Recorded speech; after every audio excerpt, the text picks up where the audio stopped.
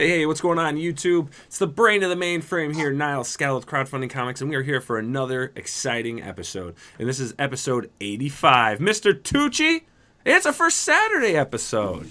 Our first Saturday episode. I think that, we're going to start doing them some more, I'd like to, especially for this long, cold, chilly winter. Even though it's a little bit warm out today, huh? Oh my God, it's great. I was outside in a t-shirt, took the boys to the park, we played, we had a little snack on the bench, little Did picnic you really benches. do all that? Yeah, I did that.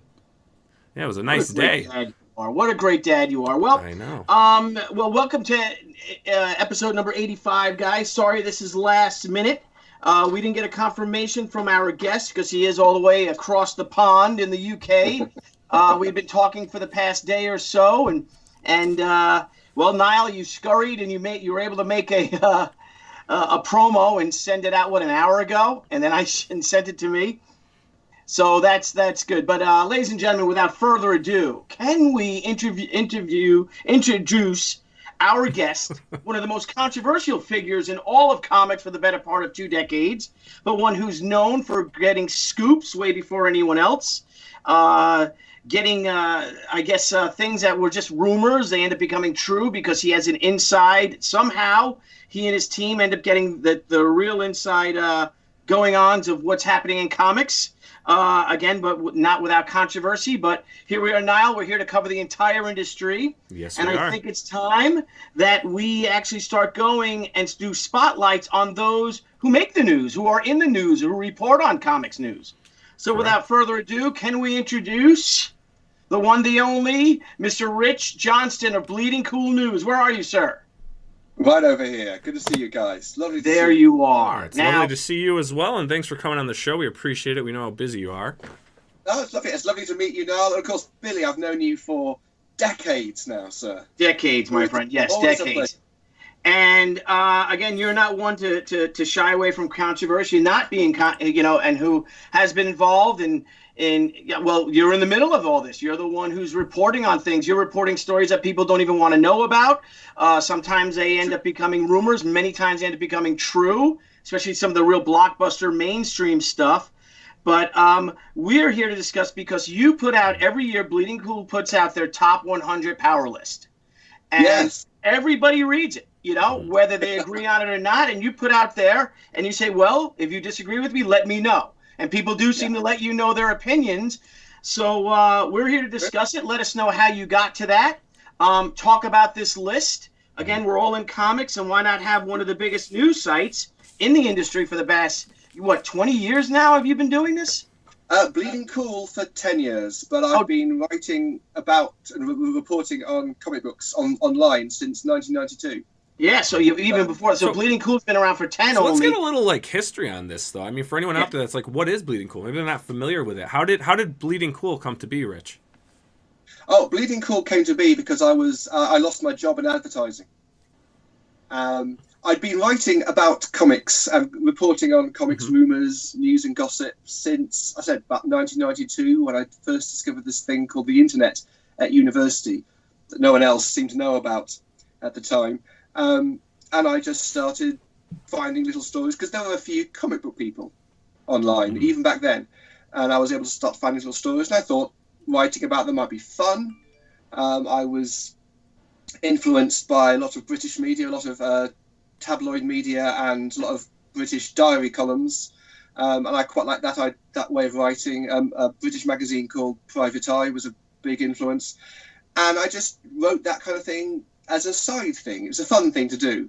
I was at university, I studied politics, I moved into advertising after that, and that's what I did for a living. I was an advertising copywriter, mostly for radio, but for all sorts of media, and I wrote advertising, and then at the weekend I did a little column about kind of comics and comics gossip and that kind of thing, and I was for free. I always did it for free. At that point, no one was paying for anything. Websites didn't exist, and then websites started to exist, and then some websites got monetized in the first internet boom, and they started paying money for people to write things. So I thought that sounded an even better idea. So I started doing that.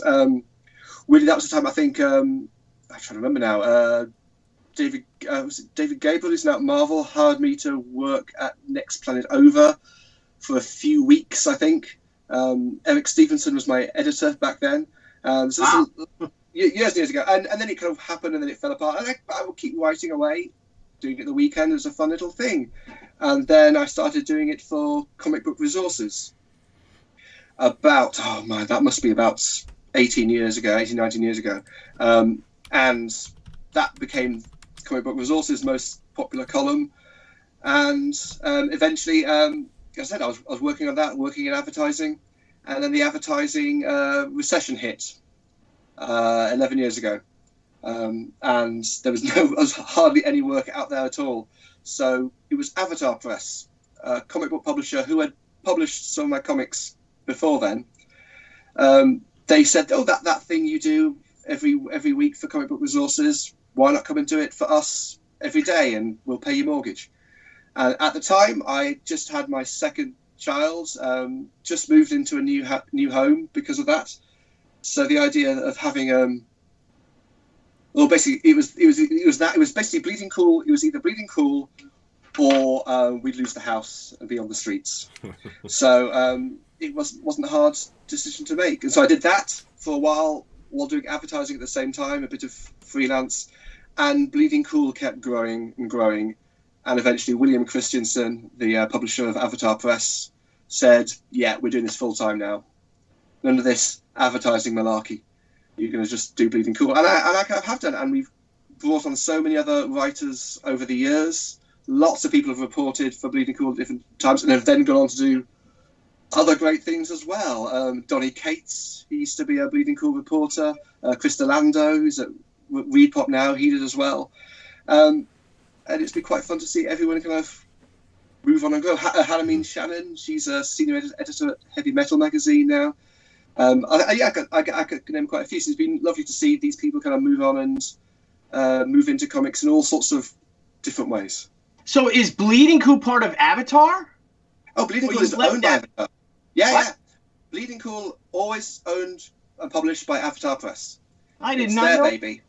I am the head writer. And that's William Christensen's thing? Yeah. He still owes me a lot of variant covers that he made without my permission and never sent them to me. So when you talk to him, you tell him I'm pissed off at him.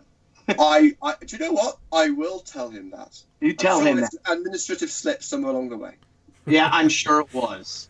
Of all the other, I'm like, what is? I have people come to me with. We did 4 issues with them, and all of a sudden, people come to me with these covers. I'm like, what the hell is this?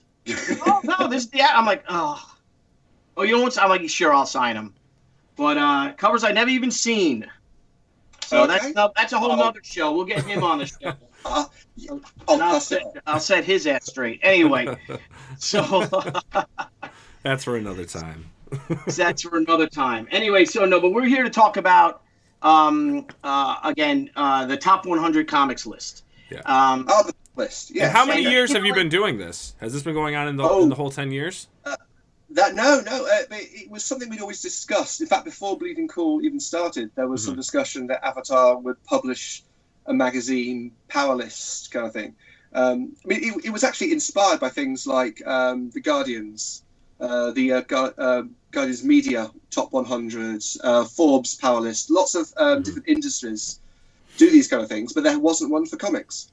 And it was just the idea, there should be one for comics. So I think the first one was 2012, and it also appeared in the Bleeding Cool magazine, which Avatar was publishing at the time as well. And yeah, it just seemed like an obvious thing that hadn't been done, certainly not for comics. Mm-hmm. And apparently I was the person who was going to do it. So it's caused me a little bit of grief along the way. It takes quite a lot of work. It might just be one article or a few articles, but that will take weeks and weeks of work to put together. So it really isn't just pulled out of my where. It's so you have to recap the whole year for all of the candidates for your list.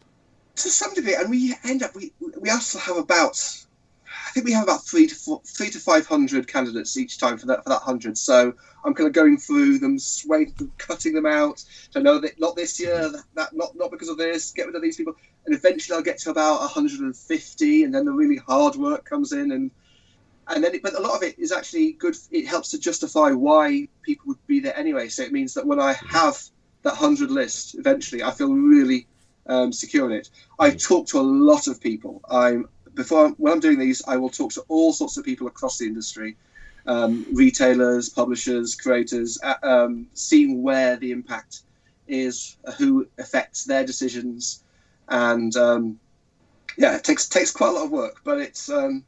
I do love doing it. I can't deny it. I think so. Number one next year's obvious, crowdfunding comics, because we're awesome, right? Right? Come on, well, guys. I have to say, we're gonna get you. I'll tell you this. We'll get to the list of who's not on it, because I've got some questions about that. One, it should never be. I don't know. It feels like if you have to ask to be at the top, then then you really shouldn't be on it. Now, all right, so get to it. So, okay, so you are, whether you like it, you are a newsmaker. So we're going to go. I'm trying to still figure out this PC by clicking things. My Macs are so much easier, so forgive me if I'm a bit distracted from it.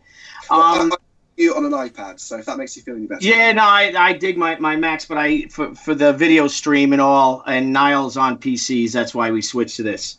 Okay. So let's get into it. Let's look at your list. Let's start talking about some people. I guess we can't go through every single one, obviously. But Niall, do you want to start, or Rich, you want to just give us on Dav or number one? Let's talk about number one, because I didn't really know number one until I actually started going through this list. Well, again, sometimes the power list can be quite good, actually letting the readers know that these people exist, even if they don't always know them. And Dav Pilkey has had such a year with two or three graphic novels out this year, and the print run for his most recent Dogman comic hitting 5 million, and that is certainly in recent years, that's unknown in the American English language comics graphic novel kind of world. I mean, 5 million copies of an original graphic novel, and they're going to go to another print. The reason there's 5 million is because that's all they can print. They've literally had to go to that's their limit, and basically, first 5 million goes in, they're going to have to go to a second printing. That's all they can print and store. They're going to have to basically build a few more warehouses. It's incredible. It's also the exact same print run that Asterix also had this year. The new Asterix book, Asterix and the Chieftain's Daughter, that also had 5 million print run. But that's across the world, and that's in all the different kind of languages. So for Dogman to do so well. In just like one language, 5 million. It's absolutely huge, and it's a credit to the publisher. I mean, again, who is also recognised in the list. David Saylor at Scholastic Graphics, he's definitely in there, and also, I mean, another one of his publications, the work of Rina Telgemeier, Guts was again another massive seller this year, so she's also in the list. So these are the people who are really selling big numbers in comics these days. It's mostly kids comics or young, slightly older kids, but still kids. And Scholastic Graphics is the big publisher. They're doing huge numbers, and this year that has just leapt again. And they've been basically in previous lists. They've been coming up the chart. Different people have been going up the chart, and this year it was like, all the way to the top. There's no argument this year. Now, so basically, like you had said that there's like with the power list, a lot of it, how it's complied to is, remember you said it's not talent. You're looking at numbers. You're looking at numbers, money. I think Dav and Reno are great, but absolutely it's nothing to do with talent. It's all to do with the power a person can exert on the industry through their actions. Okay. And that can be negative or positive. It's not necessarily a good thing. It's like the Time Person of the Year being number one. Doesn't mean that's a good thing. They've had Hitler and Stalin at the top. It's just all about the impact you've had over the year. So I'm not in any way comparing Dav Pilkey to Stalin. I'm definitely not doing that. I want to make that very clear. But he has had such a massive impact. His decision to make a book and chooses to do has more impact than anyone else in comics this year. Well, certainly, that's what I believe. Yeah. Now, Kevin Feige or Fahey? How do we say his name? Feige? We say Feige. I always used to think it should. I always think it should rhyme with beige, with Kevin Feige. Feige. Oh, Kevin Feige, yeah. No, it's Kevin Feige. This was very much his year where he basically won. This was the year when Kevin Feige won because he took over. He was already head of Marvel Films, and he was always on the list because of that. Because the decisions that the head of Marvel Films makes impacts comics heavily, depending on what Marvel will publish or not this year. But this year, he also became chief creative officer of Marvel, and either him or his people are now ruling the roost in the comics as well as the film and the TV and the games. And they're all...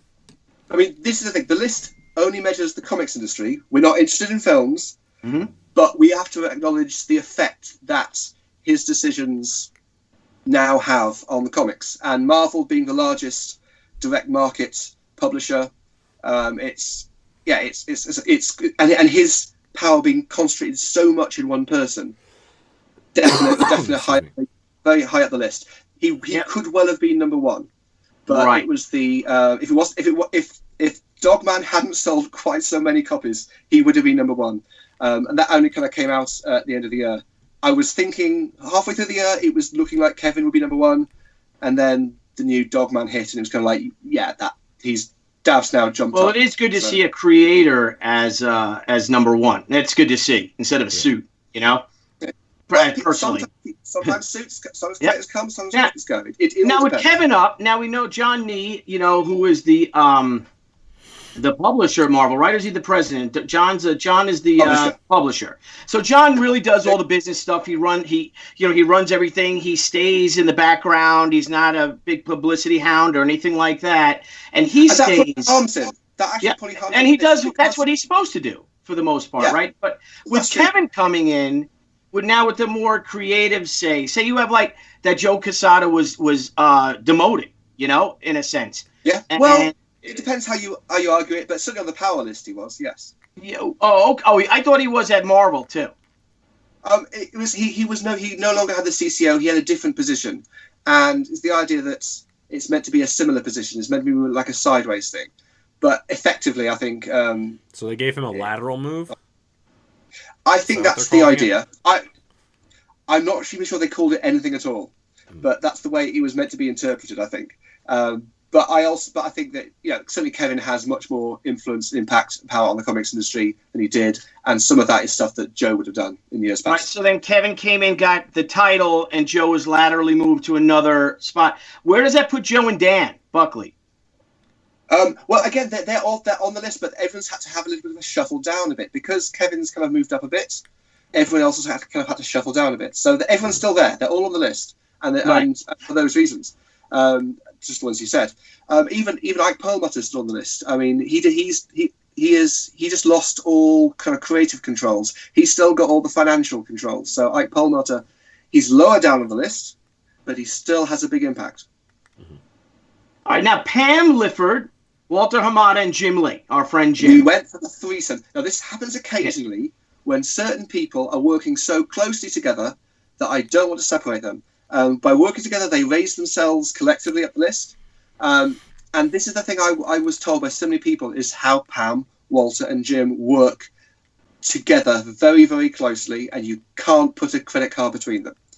And I found that educative. So I wanted to use the power list to educate other people as well. That's how it's working at DC and Warner's right now. And also it means that because they kind of speak with one voice and they work together, there's much more power in that. There's less chance of division. Now, what does that do for someone like Dan DiDio? It pushed him down there slightly. I mean, he's definitely on the list. Right. Again, he went slightly down. Now, this year... Yeah, he's still number 7, so... This year, that much, because it looks like very much this year, maybe Dan Didio's big year at DC. A lot of the projects coming through, they look like they're going to be... they're coming from Dan's perspective. Seeing how they come through naturally, but Dan seems to be driving a lot of the creativity within, say, the DC universe this year, especially.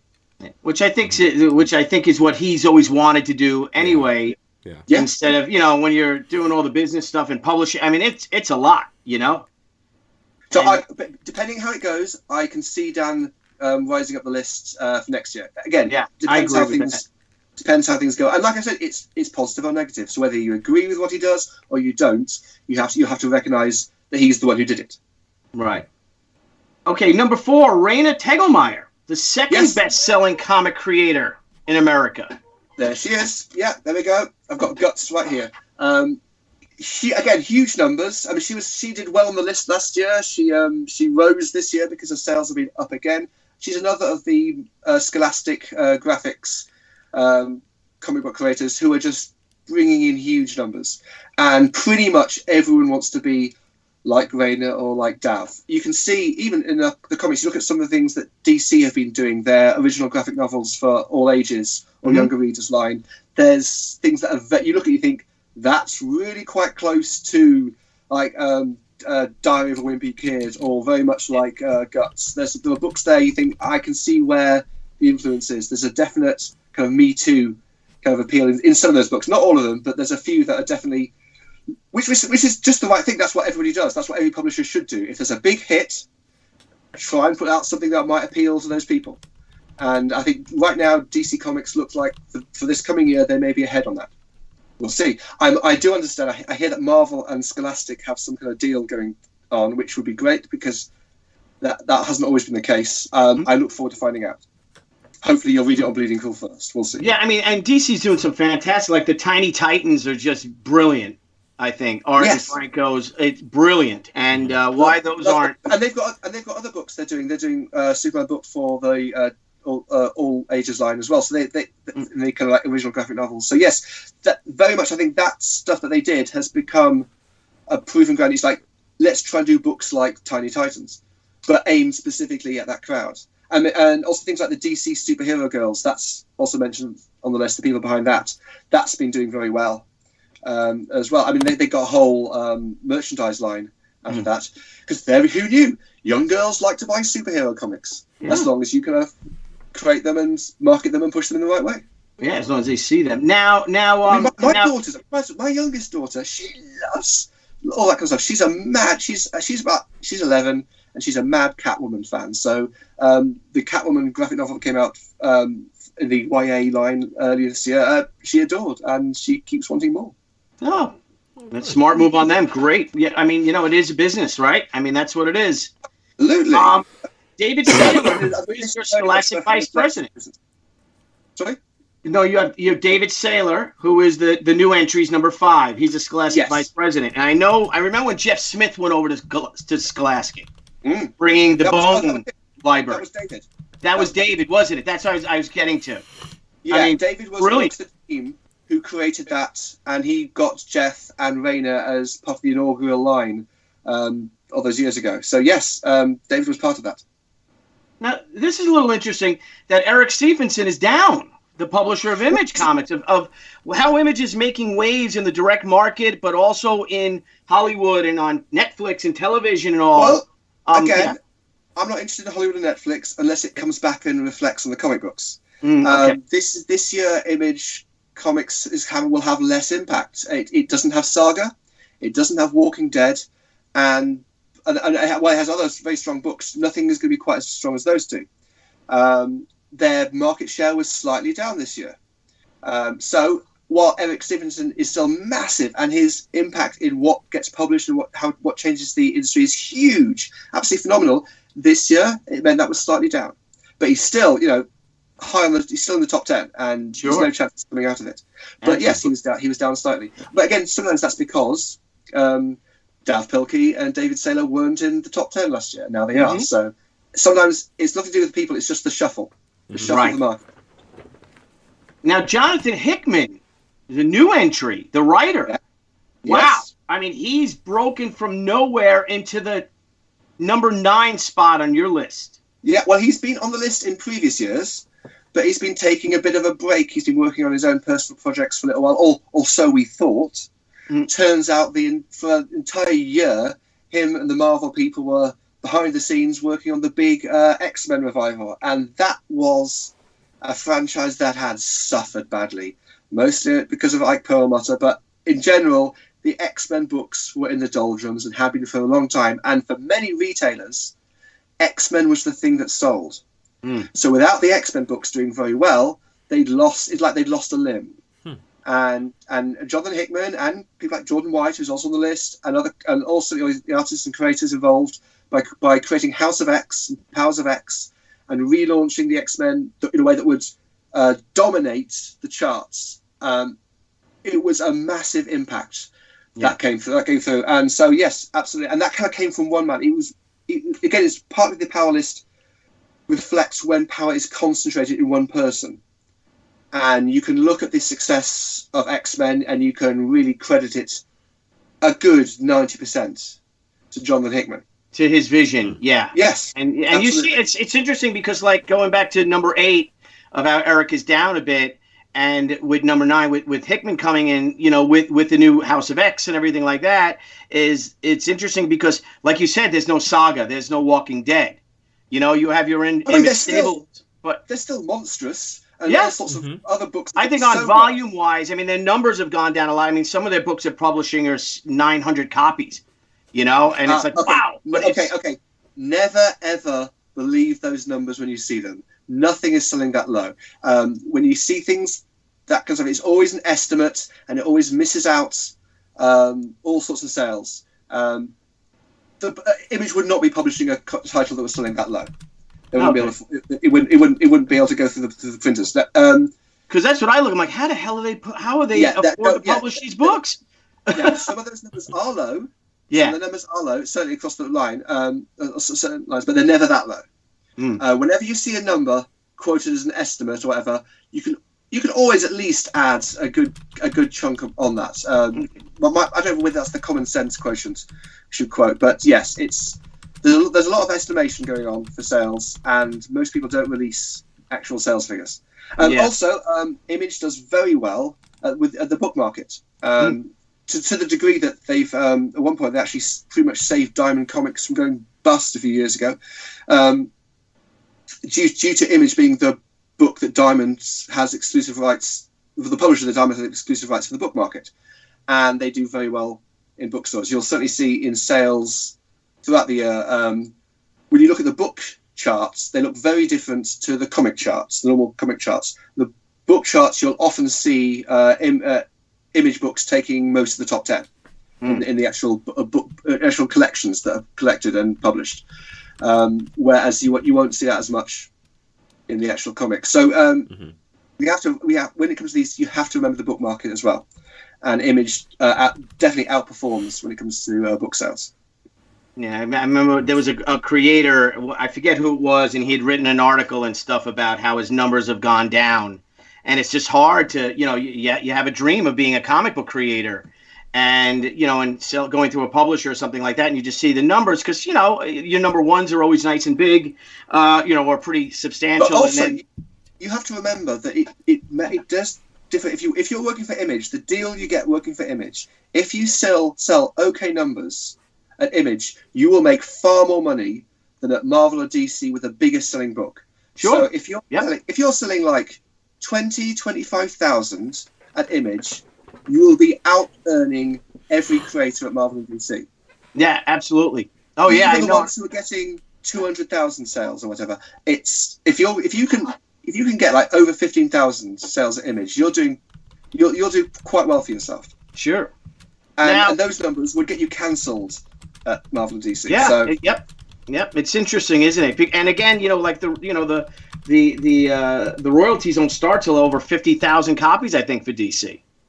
And that's and that's a percentage of the cover price. It's like, oh my gosh, wow, that's all you get paid for Image. It's purely down to the copies that you sell, and it starts with copy number 1. So, but yeah, if you're able to sell a few thousand, and then you're able to keep that going and bring in the collection sales, you can do very, very well. I found creator I know quite well, Kieran Gillen. He's basically been moving away from Marvel over the last years and moving basically seems like to Image and Boom for creator-owned stuff. And yeah, Marvel and DC would love him. They would love him to do more stuff. I'm very aware of this. But he can do a lot better with The Wicked and the Divine and Die. Yeah. And everything else he's working on. So it's a different world. Well, that's why that's how we started with the crowdfunding comics thing, and then Niall and I were talking about not quite a year ago, but maybe 9 months ago. So, I think it was probably Womanthology was the one that kind of broke out when it came to crowdfunding as the first kind of big, you can make more money doing a comic book yourself through crowdfunding than you can from a publisher. And I think, and a lot of the books, you look at the Occupy Comics kind of stuff, and that kind of founded Black Mask Press kind of stuff. And so there are these kind of people who do, over the last, 10, 15 years have been finding, 10 years, finding new ways to find new audiences. Oh, yeah, we're going to get to that, because I want to ask you about that, about some of the people that are not on this list through that. As well. Avatar Fest is their own crowdfunding, purely they created their own kind of a Kickstarter wannabe just for themselves. So they even cut out the middleman along the way. So there are all sorts of models for doing this kind of stuff. Yeah, and it's so interesting too, though, because remember when Archie tried it. Archie tried a Kickstarter to raise $350,000 or something. They would have done well, but they misjudged the market. And at the time, the market was saying, "Oh no, this is not for the big companies." Yeah. That has changed over time. Now IDW do things and Image do things, and it's much more accepted. I think it's much more accepted for a more mainstream publisher, maybe not Marvel and DC, but a more mainstream publisher to generate interest and ideas, and also poach. I mean, I've seen many people who've published through Kickstarter and the like, who then get picked up by publishers and say, "Oh, we'll publish your stuff." I mean, and TUCCI'S, Scout. There's quite a few Action Lab. There's quite a few publishers who can see crowdfunding as a way to prove creators. They can see the work, and if you can get the work done, and you can get the work done in time, and you don't get huge comments lists with people saying, "Where's my comic? I haven't got my comic." Oh yeah, I backed this 3 years ago, and now I see it on sale somewhere, but I haven't got mine. That's the one danger, I'd say, of crowdfunding with this kind of thing, is you can turn your biggest fans into your biggest enemies by not delivering what you said. Yeah, I mean, a crowdfunding, you get the people who love you the most, who will give you their money a year or two away from getting what they want, and they believe you and they trust you. And then when you let them down and you keep letting them down, that's when it goes very badly, and you turn your biggest fans. That's the thing. You've turned the biggest fans, the people who loved you more than anybody else, into the people who hate you more than anybody else. So it does have a double-edged sword. You do have to be very, very careful when you're using crowdfunding. Yeah, and you could do the same with the mainstream as well. You've got to deliver those books. You've got to get those books. I have Kickstarters for 5 years. To some degree, I mean, you're not often going to get a book for Marvel that's going to be 3 years late. It does happen, but it's rare. And also, you didn't have to pay for it in advance. That's the other thing. It's you haven't been holding on to people's money for years and years, and so I think that's probably a big difference between when a big company is late on a comic book and when a crowdfunder is late on the comic book, is that the big company doesn't have your money, and that's a whole different, I guess, dynamic. Yep. And that's the risk the creators take, and that's what I think a lot of crowdfunding creators new to the game, don't understand. You got to have your stuff prepared and ready, because that first one, if you can't deliver, will make or break you. And the people who've turned it into a career, who keep doing it book after book. I mean, you can see people science. People like Jimmy Palmiotti, people like Spike Trotman. These are people who've been doing this for years, and they know the importance of delivering. And they get the book out there, and they do very well. They're not up after the one big hit, which will get all the big headlines. They're just there to keep the books coming and keep doing well, because people will also trust a lot more when they can actually see that you've been able to deliver time after time after time. Yeah. Now, I going down again, Mike Richardson. I think Mike Richardson is primed to go up with the big deal he has. I have heard he has. This is, again, it was a bit of a balance with Mike, because Mike has sold part of Dark Horse to Chinese, which has given him increased Chinese investment. It means he owns less of the publisher, but he still seems to have a free hand. So he was definitely on the list. I had to play that around a bit. Do we drop him because he no longer owns all of Dark Horse? Do we increase him because he now has greater resources and as Chinese access. So in the end, the two things kind of balanced each other out. So he kind of level pegged a bit. Yeah, I think it's going to be a very interesting year for him because he really is primed with all that capital and all the deals he's got going on and stuff like that. I want to see what happens. I mean, there's lots of good stuff, and he's done very well after the gaming books, especially, and Critical Role's been doing well. I want to see what happens. But you're right, this year should be quite of a proving time for him. All right, now, I love this one, number 12. Scott Snyder, he's up, and imagine what it would be like if Brian Bendis sold well. I could be a bit snarky if I have to, but there is some truth in that. I would say that Brian Bendis was a big scalp by DC Comics, and his work hasn't performed as well as otherwise it might have done. Now that might well change with the new Superman books. The Secret Identity thing has been very well received, but certainly when writing the book, it was very much, when I look at the charts and see how people do, yeah, Scott's got the lead this year, certainly. I didn't write it then, but I now know he's got the sequel to Metal with Greg Capullo coming. It's meant to be huge. He did so well. Undiscovered Country was a massive launch for Image Comics. That got about 80,000, close to 100,000 after the second prints, and that had to be one of the biggest comic book store independent launches of the year. That did huge numbers for him, and we work with Charles Saul and Giuseppe as well. Who do you think, when you added that wins into the mix? Sorry? Who do you think wins? The X books or the DC with Heavy Metal? Oh, or does Donny Cates come in and wins with the Carnage and Thor and stuff like that? Well, I mean, this year, I don't know. There were a lot of big books like that going on. This year, I don't know. I tried to basically look at what they'd done through the year and how everybody reacted to them. And certainly for Scott Snyder, the fact that he could have writer summits come to his house rather than he have to go to DC, which is what everybody else does. Yeah. That definitely pushed him up the list because it was kind of like, we got writer summit. No, I can't come to that one. I'm busy. Okay, Scott, we'll bring all of DC to you. And when the mountain comes to Muhammad, that should be reflected in the power list. Okay, well said. Now, Frank Miller. He's Chinese, people in Hong Kong, waving American flags and brandishing images of Batman with Molotov cocktails and, Donald Trump pictures and stuff like that. Boy, Frank Miller seems to come back out of nowhere, and he's up. He's number 14 on your list. Nowhere. He's been working away with DC on a bunch of projects. He also, his Netflix deal happened this year as well. And then then the news noticed. I mean, Frank Miller is, I think, now that we have lost Stan Lee, he's probably the most well-known living comic book creator in America right now. And that's mostly, to be fair, because of the movies, and they put his name on them. So it was Frank Miller's 300. It was Frank Miller's Sin City, and that kind of helped as well. But even so, he's been working so long. His work is so iconic, especially with work with Klaus Janson on Dark Knight Returns, that his work is so recognizable. And this was the year when he kind of started doing a lot more books. We had his Superman Year One book. We had his Batman Golden Child book, which, as I said, got picked up by Hong Kong protesters. It was quite remarkable. And now his new Netflix book and TV series as well. So yes, it was very much, Frank Miller is such a powerful figure, such impactful. People will fall over themselves to do business with him and just to get his name on something. So yes, he definitely deserves his place.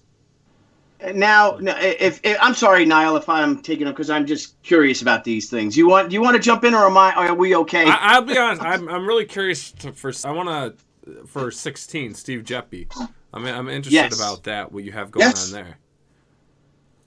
Do you mind if we skip David and head over to Steve? Because we can't hit all 100, really. Let's start. I agree with you 100%. We'll be here for 4 hours. Yeah, exactly. Like you're saying that there's leading many to speculate of a massive change in the direct market. Richard, what is that massive change you think that might be coming about? Well, no, I don't actually know. If I was to speculate, I would say that a lot of the moves that were made by Steve over the year, rearranging the companies and moving people out to his own specific kind of company and having like an umbrella organization, if I were to speculate, it would be that he's preparing for a big sale. Now, that's pure speculation. I've got nothing to back that up. So, which is why I didn't want to put it in the power list. But if I was to speculate, it would be that he will be looking to sell Diamond, which would be huge. Wow. And there is speculation about that. There is no hard facts whatsoever. Nobody says, "Oh, we might sell to this person, might sell to that person." And you could maybe suggest some people who might be interested in buying such a, which is someone. I mean, Diamond is the world's largest distributor of pop culture stuff. It is still people talk about the problems with the comic stores and all sorts of things, but Diamond is still huge. And yeah, if that was sold, that might mean changes. So yes, again, watch this space. Again, people have often speculated that Steve may be wanting to sell Diamond, and there was a certain time a few years ago where he looked like he would have no choice. Right. But then The Walking Dead happened, and suddenly he had a choice. So, but we will see what happens now. But it's something I'm looking at. To put it that way, I'm looking at it. Mm-hmm. Niall, do you want to grab some other names, Niall, or do you want to? Because we, like you said, we'll be here for 4 hours. And yeah. I'm curious too. Like Todd McFarlane, this is his first entry into the list.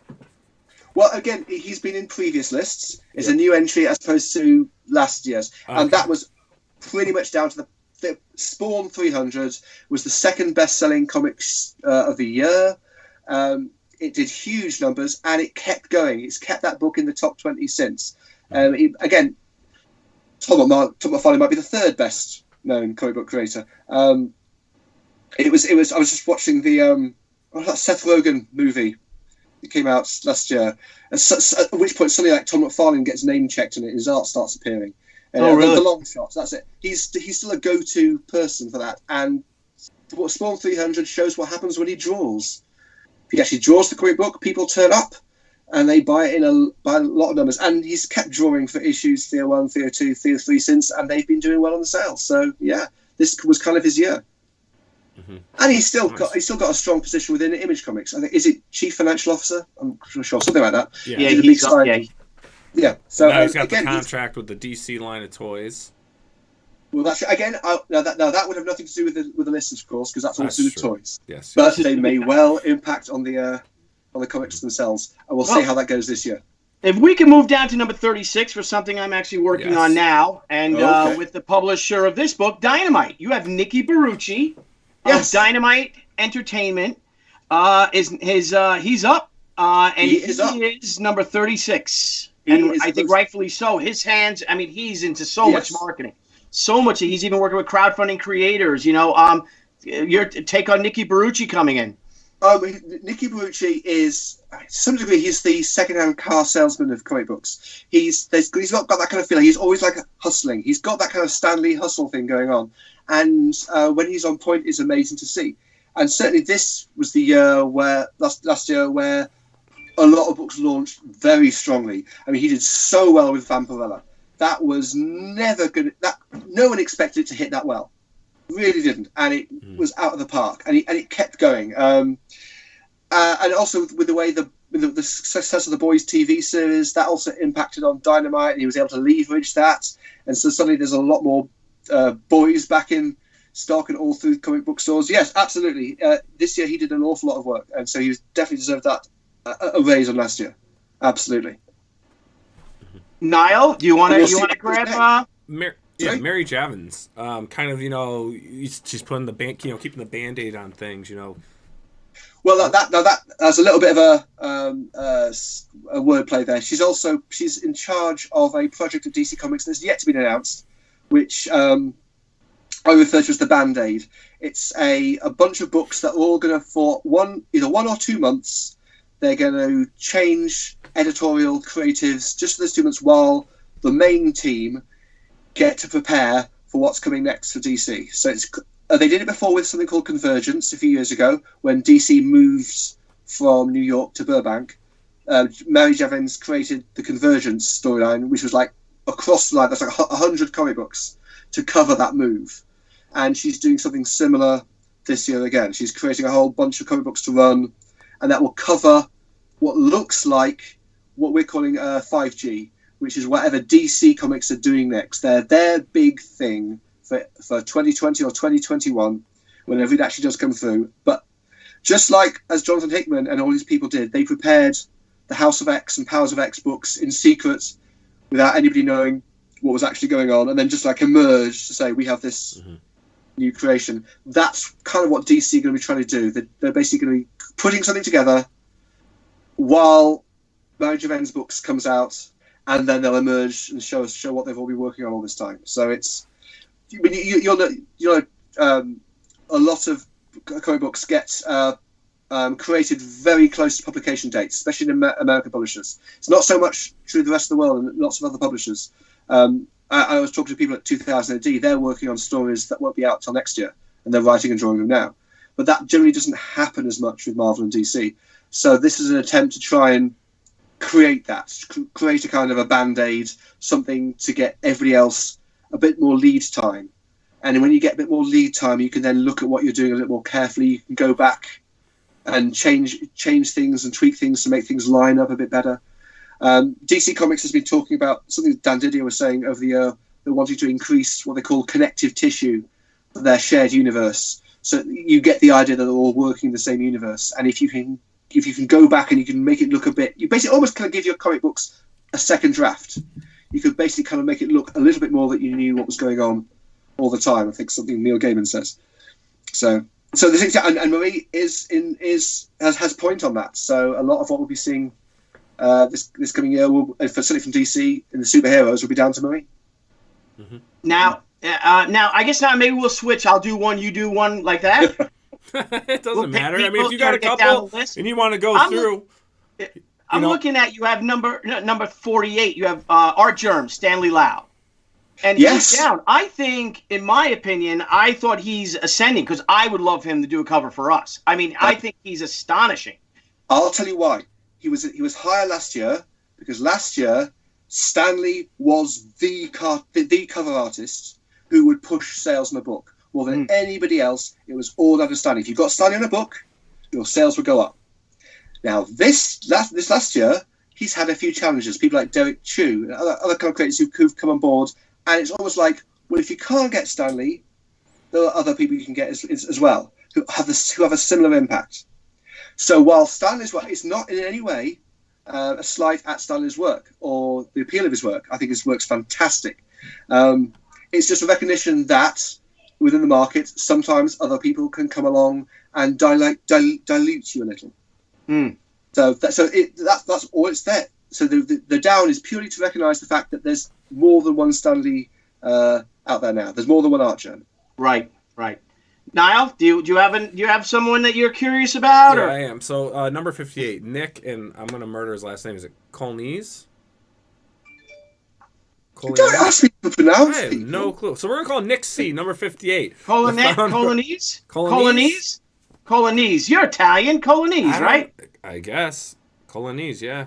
Colonese. I think that's how I always said it, and now I just realised I don't want to say it in case it comes out wrong. So I'll go with you guys.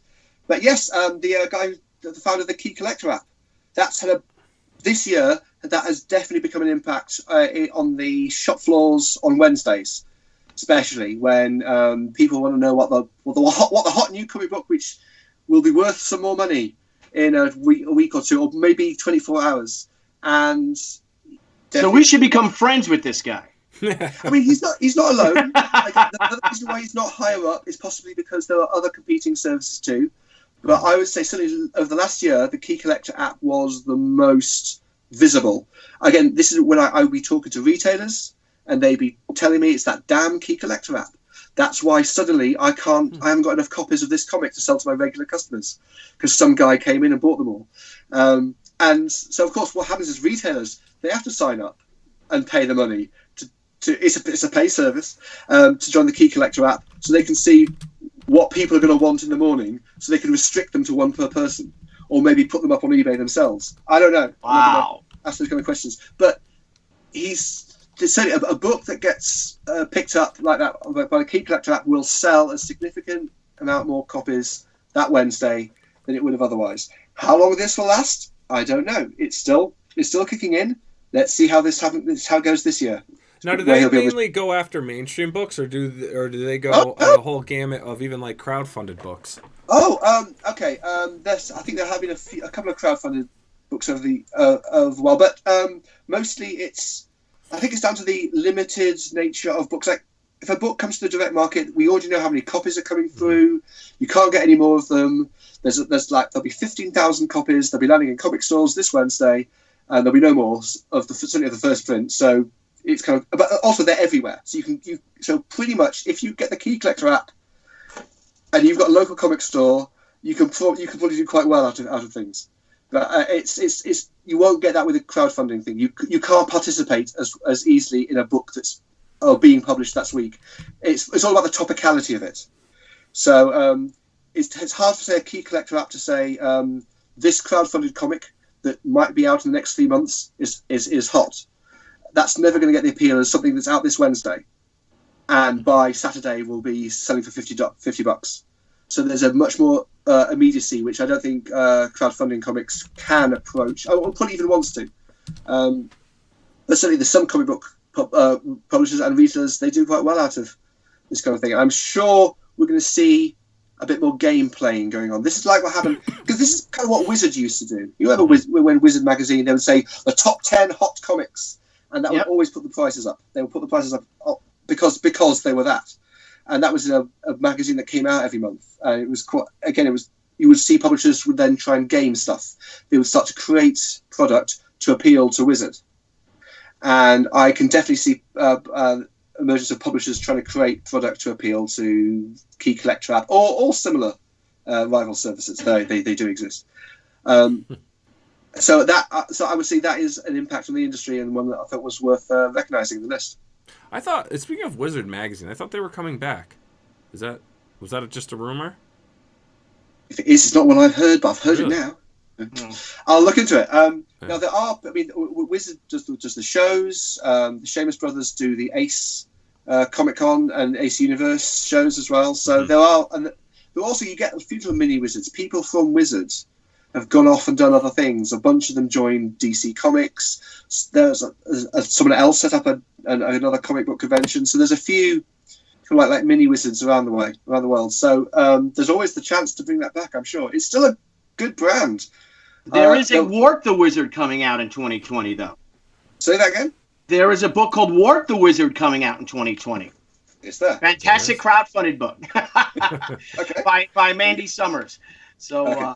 Now Jesse James Criscione. Yes. Criscione. Big news this year. Huge news what he did. Why don't you let everyone know what Jesse James did? Well, Jesse James he basically started a bit of a wave, really, as the comic book store that dropped the Diamond weekly order. He basically stopped getting new comics the traditional way and changed. And this was he had a traditional comic book store that had been running for many years, who I'd covered because they often did lots of events we cover on Bleeding Cool. And he just changed business models. And since then, a few other people have gone that way as well. I think Dennis Barger just did it in Michigan, and they're not. What they're doing is they're not ordering new comics. No, they're just finding new ways of getting things in and selling them. Orbital Comics in London. That's one of the big central London comic stores. There's like 3 in the middle of London. They're huge. And Orbital Comics, they just stopped it this year, and that was a big change. And it's the idea that you could see this as the way that for some comic stores, that's the way they go. Being a Diamond customer, there's certain pressures. There's certain demands that not everyone is as happy with, and certainly for direct markets, the weekly shipments of Marvel, DC, Image, Dark Horse, IDW, that's the only way you can get them. So for many people, it's almost like it's the default choice is we get our comics from Diamond. There are other choices, often to do with books, often to do with small prints, often to do with direct to smaller publishers, and also just the stuff that comes with comics. So it's all the kind of the ephemera, the toys, the posters, the games. You can actually sell those as well. And again, graphic novels, you can go directly to bookstore distributors. Certainly in the UK, there was some problems that if you had a Diamond account, you couldn't then have a bookstore account if you're a retailer. But if you drop Diamond, then suddenly you have more book distributors who will then deal with you, so you can get better deals for graphic novels. So that became a thing. So Jesse was very much, I think, want to set the ball rolling in that regard. So he was definitely on the list as a result of that.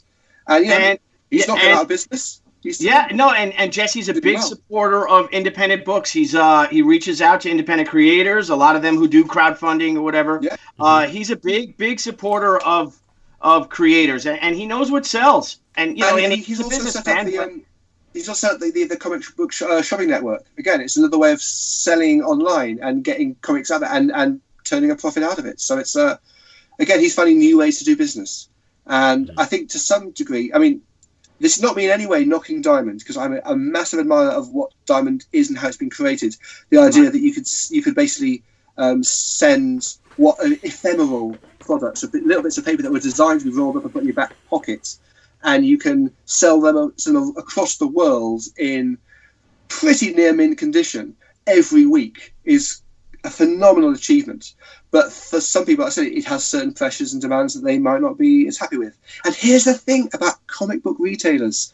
They all grew up reading comic books with superheroes who are all going out there and doing the thing on their own and not becoming policemen or firefighters, but becoming superheroes instead. And I think inside so many comic book retailers, there's that rebel.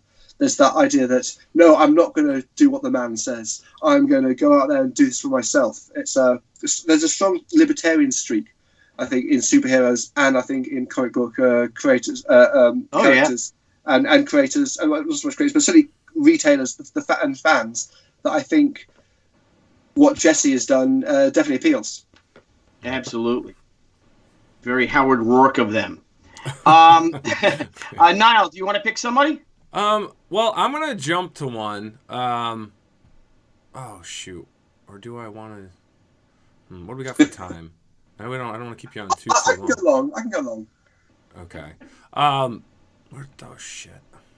You did Jesse, so I don't have that one left. Mike Martz. Yes. Aftershock, I've seen some things going around. People, looking at them for publishing, or even some people were, denied publishing when they thought they were going to have it. What's your take on him? I mean, he made it to 67. Yeah, well, again, he's someone who has impact. Some of his decisions affect which comic books get published to a considerable degree. He's been able to get people who you would have normally expected to see at bigger publishers. Mm-hmm.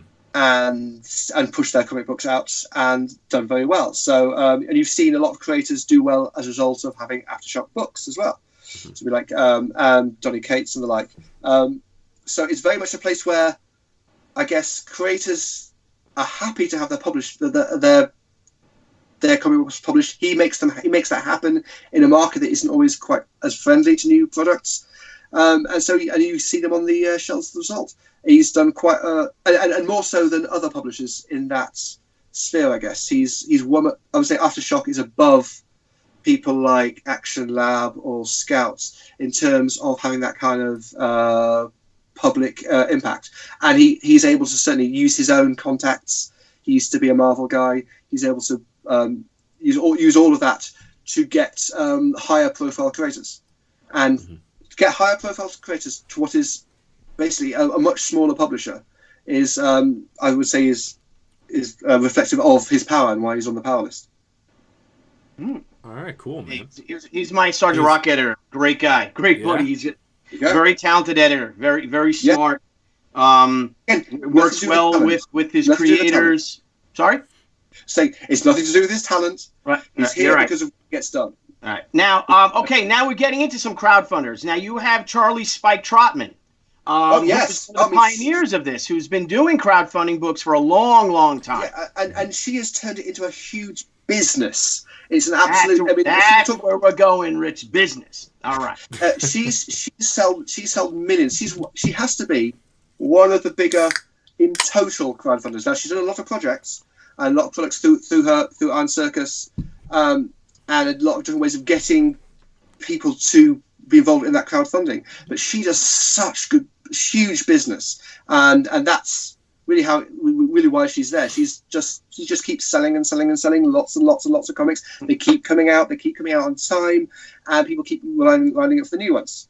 So And and it's millions and millions of dollars worth of stuff that's been going through her for what should really be it looks like a much smaller business than it actually is, because a lot of the numbers are they're not on the distribution books. You can see them going through Diamond, and she certainly does use all sorts of distribution methods, but she does an awful lot with the crowdfunding, and you can see the impact she has. And she also finds voices, and she publishes voices who you would never see in very few publishers. She basically finds people who've got really strong voices, stuff to say, and great comics to tell them. And she does stuff that the market otherwise wouldn't back. She does a lot of erotica as well. And she finds a lot of queer-friendly work that is still very hard to find kind of mainstream publishers for. And she gets the books. She has a market. She has an audience. And she sells that product to the audience, and they buy it. And the millions of dollars come in. It's a remarkable achievement. And again, we talk about rebels. She's someone who's done it outside the system. She hasn't had to rely on other people. She hasn't had to rely on other crowdfunders. She hasn't had to have a network of people. Or she's just done it by being incredibly ballsy, incredibly out there. Very, just a very strong presence, and she's become impossible to ignore. I remember when Image Comics did a grant for new creators. They put out like a grant for like creators who were putting on work, a bit like the old Zerek grants back in the day. It wasn't just Image; it was also Iron Circuit as well. And it's kind of like those are the two people who are investing money into finding new creative voices and funding them to create their work and then publish it potentially at a later date. So yes, for all these many reasons, definitely Spike got a spot on the list. Billy? Changing my glasses. All right. Now let's get into. Oh man, some of these people I got to really look into because I have no idea who half these people are. Well, partly that's one of the things about the Power List is it hopefully tries to educate some people about people who are doing stuff that they just don't know about, but are having an impact. Because it's quite easy to get into your own bubble. It's so easy to get into your own bubble and not be exposed to other voices, other people, and see what people are doing. That's one of the easiest things. So for some people, they actually use the Power List as a way to find stuff they might not have otherwise realised was going on. I do know, I was talking to some people, there's a couple of people who contacted me after they were on the list. They were quite low down, but they were on the list and they said, my God, the emails I woke up to with people suddenly wanting to work with me or have meetings with me. Oh, sure.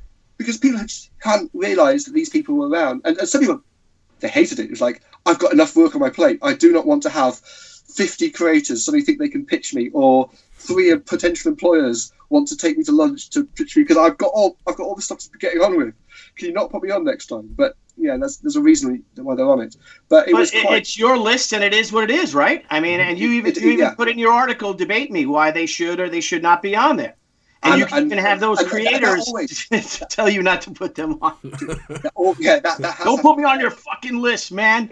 It does always inform the next list. Here's the thing: the discussions I have about this one will inform the next one, and that's always been the case. And there's been a couple of names that I didn't put on the list, and I probably should have done because they were good names, and there were good reasons why. And I thought, okay, that wasn't on the list. Next year, so I've already started making notes for the 2020 list. There was someone who was actually who used to work at. Here's someone. I'll check her name later, but she used to work for Scholastic Graphics. I mentioned before. She founded their graphic novel line, with Jeff Smith and Raina Tugamir. She then worked for Diamond in their kids departments, and now she's just set up as an agent for comic book creators looking to create work for children. So she's basically for children and young reader graphic novels. She's just set up an agency to find people to represent them to publishers, and that's massive. Yeah.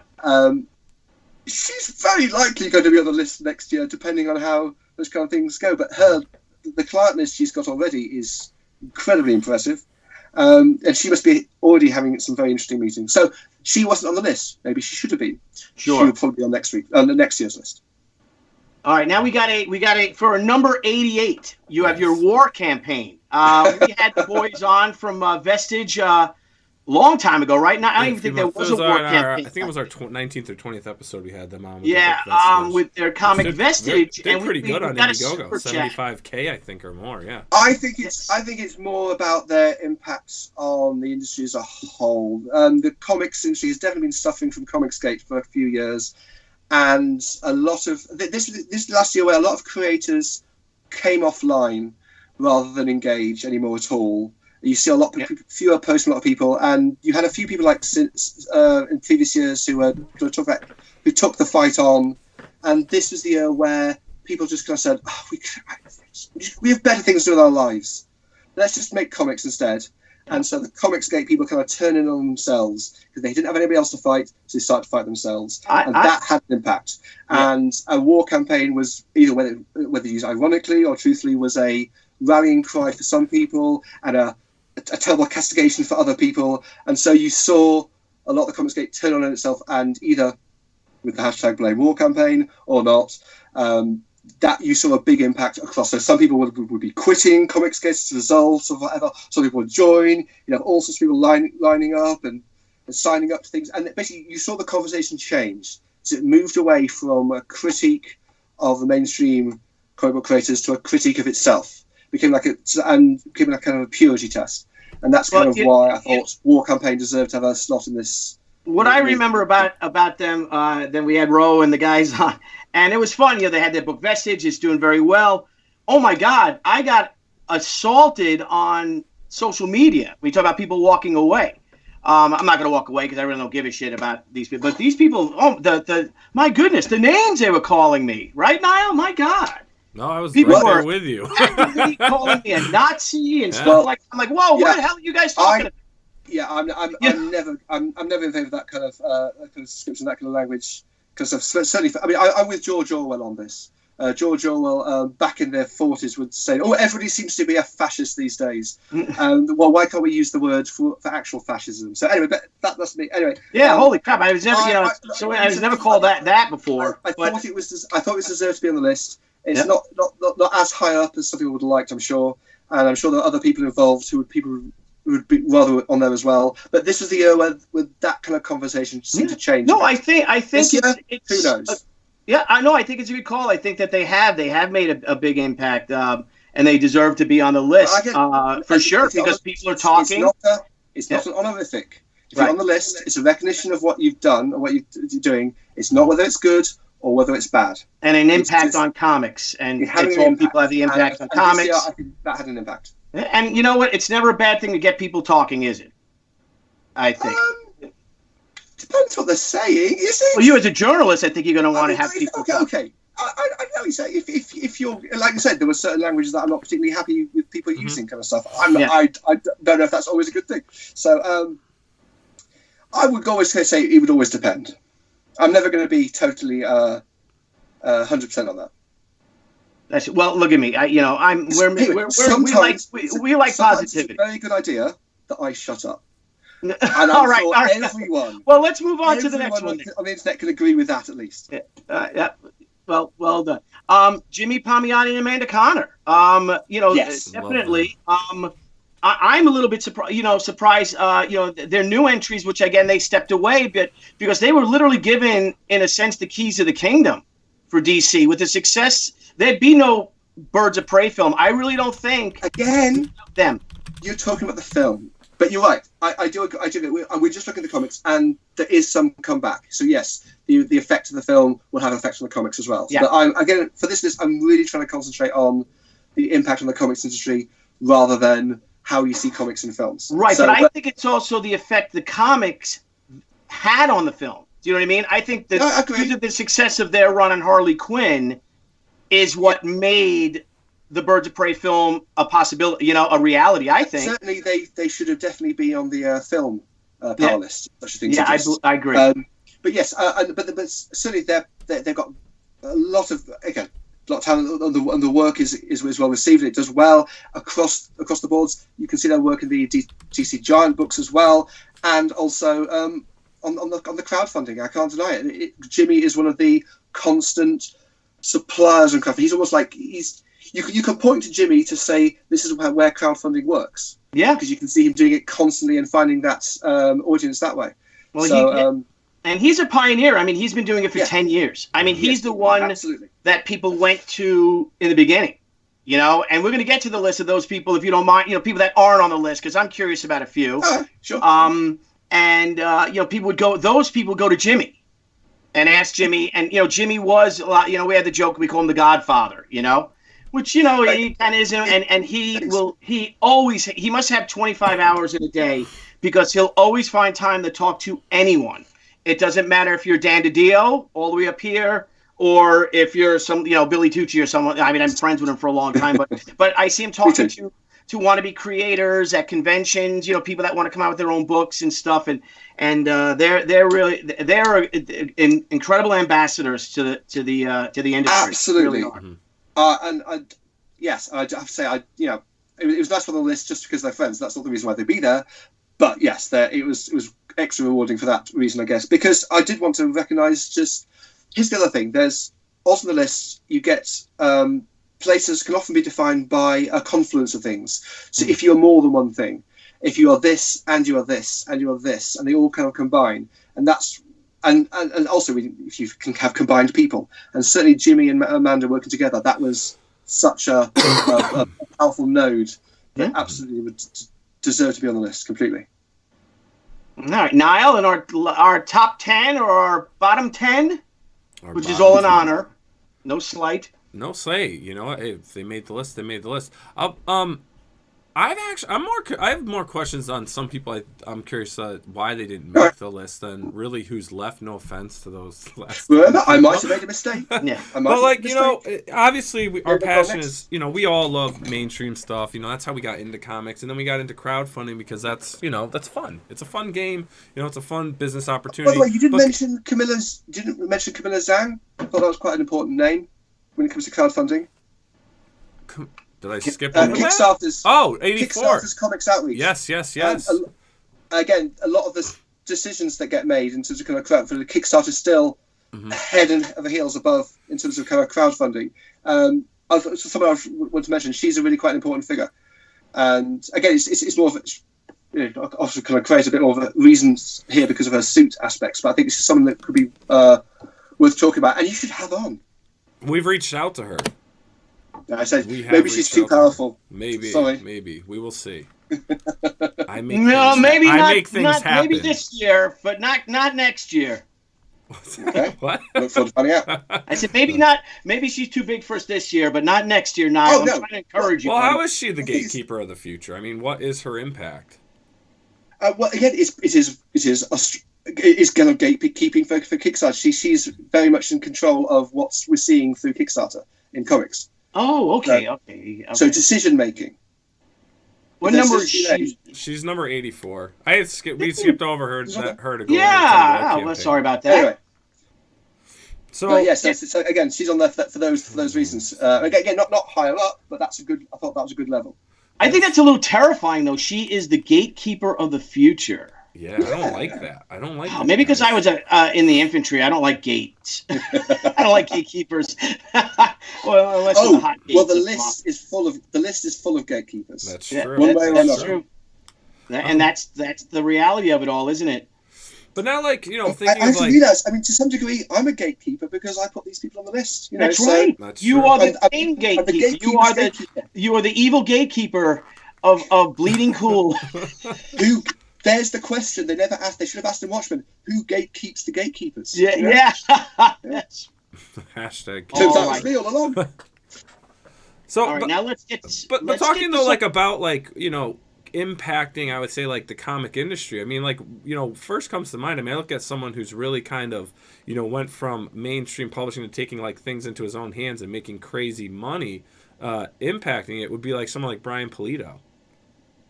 That's a fair point. I'm not seeing as much of an impact in the comic book. So as you're right, it's someone I did consider. He was on the big list and was dropped off. I think it was probably down to just seeing a lack of impact. A lot of those kind of properties that he's best known for exist elsewhere now. So it was not big. Basically, it's like Aftershock Coffin is below there. So that's probably where I was thinking. Okay. Yeah, because I'm curious about like guys like you said, like you have Brian, you have Ethan, you have he was on the list last year. Doug with the Bigfoot Bill. You have a lot of those. We're looking at one project. Often those people have got like one, maybe two projects, and they do well, but it's not across the board kind of stuff. So you have to look at people who've got much wider kind of impacts across the year, rather than having say one project out a year. I mean, now if it's Dogman and it sells 5 million, that's different. That's a little different.